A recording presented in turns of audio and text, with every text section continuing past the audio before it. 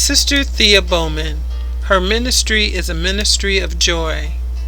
Black History, February 2021. A self-proclaimed old folks child, Thea Bowman was the only child born to middle-aged Methodist parents, Dr. Thea Bowman, a physician, and Mary Esther Bowman, a teacher. At birth, on December 29, 1937, in Yazoo City, Mississippi, she was given her name Bertha Elizabeth Bowman. Bertha Elizabeth attended Canton Holy Child Jesus School and was inspired at a very early age of 9 by her teachers, the Franciscan Sisters of Perpetual Adoration, and her pastors, the missionary servants of the Most Holy Trinity, to convert to Catholicism. Growing up, Bertha asked questions and gained insights from her elders on how they survived and, better yet, how they thrived. At an early age, Thea was exposed to the richness of her African American culture and spirituality, most especially the history, stories, songs, prayers, customs, and traditions. At the age of 15, she left Mississippi to join the Franciscan Sisters of Wisconsin, making her the first woman of African descent to join the order.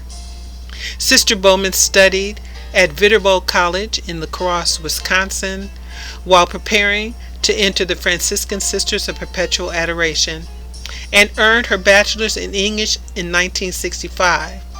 She went on to attend Catholic University of America in Washington, D.C., where in 1969 she earned a master's in English, and in 1972 she received her Ph.D. in English. She returned to Canton to teach and inspire the people of her community. She worked to empower the black community while educating others about African Americans' history and experiences. "I was proud to have her be from Canton," said a former student, Myrtle Jean Otto. Otto said she not only demanded excellence from her students, she wanted them to think beyond traditional roles. "She was a wonderful person to be around because you learned a lot from her." "She wanted you to go to college and learn," said Otto. "But if you were not college material, she would encourage you to get a good trade." As a Franciscan Sister of Perpetual Adoration, she dedicated her life to civil rights. In addition to her writings, her music resulted in 2 recordings, Sister Thea, Songs of My People, and Round the Glory Manger, Christmas Spirituals. In his book, 11 Modern Mystics, Victor Perichin, a meditation teacher, notes her impact upon Catholic liturgical music in providing an intellectual, spiritual, historical, and cultural foundation for developing the legitimizing a distinct worship form for black Catholics. Bowman had explained, "When we understand our history and culture, then we can develop the ritual, the music, and the devotional expression that satisfy us in church." In 1987, Sister Bowman became instrumental in the publication of a new Catholic hymnal, Lead Me, Guide Me, the African American Catholic hymnal. This was the first such work directed to the black community. In 1984, Sister Thea faced devastating challenges. Both of her parents died that year, and later that year she was diagnosed with breast cancer. Sister Thea vowed to live until I die and continued what had become a rigorous schedule of speaking engagements. Even when it became increasingly painful and difficult to travel as the cancer spread to her bones, she continued to witness and share her love for God and the joy of the gospel of Jesus Christ. After she spent 16 years in education, the Bishop of Jackson, Mississippi invited Sister Bowman to become a consultant for intercultural awareness for his diocese. This allowed her to become more directly involved with ministering to fellow African Americans. She began to give inspirational talks to black congregations. She brought her ministry of joy to far-ranging audiences from Nigeria and Kenya to Canada, from the Virgin Islands to Hawaii, New York, and California. She called on Catholics to celebrate their differences and to retain their cultures, but to reflect their joy at being one in Christ. Renowned for her preaching, she took her message of civil rights nationwide, speaking at 100 venues a year.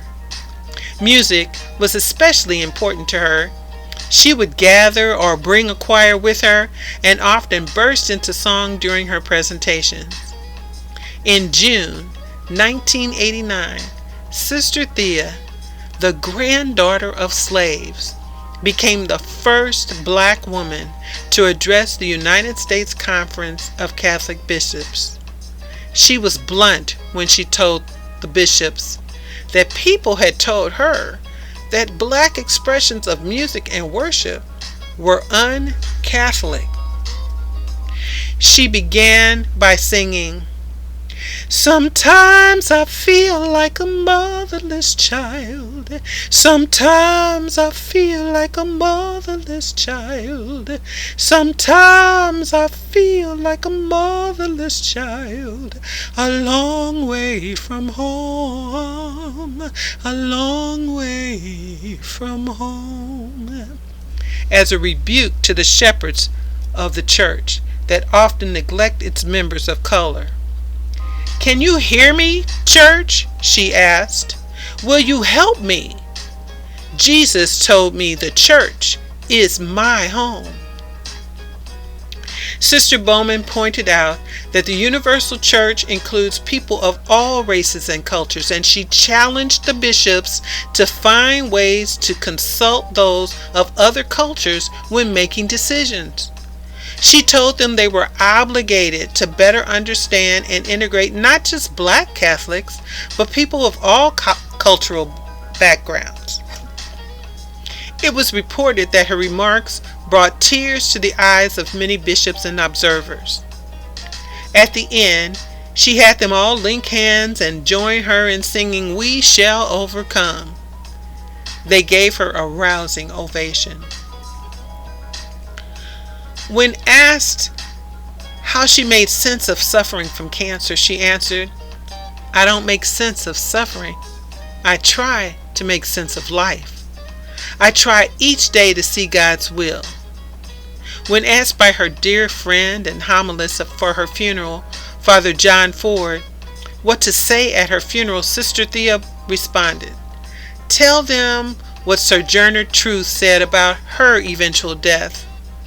I'm not going to die. I'm going home like a shooting star." And so she did, peacefully at 5 o'clock in the morning on March 30th, 1990, in the house where she was reared in Canton, Mississippi. Sister Bowman died of cancer at the age of 52. Inscribed on her tomb, per her request, are the simple words, "She tried." I want people to remember that I tried to love the Lord and that I tried to love them. She was buried beside her parents and an uncle in the Elmwood Cemetery in Memphis, Tennessee. In November 2018, an edict was presented for the canonization cause of Sister Thea Bowman. Sister Thea Bowman was a trailblazer in almost every note. First black nun from Canton, first African American nun of her order, first to head an office of intercultural awareness, first black woman to address the United States Conference of Catholic Bishops. But to those who had the opportunity to grow up knowing her, she was a singular inspiration. Calling her an encourager, That's not even a strong enough word, said Cornelia Johnson, a student of Sister Bowman. She was that person who went beyond seeing the good in every person. She helped that good come out more. Sister Thea Bowman. Her ministry is a ministry of joy.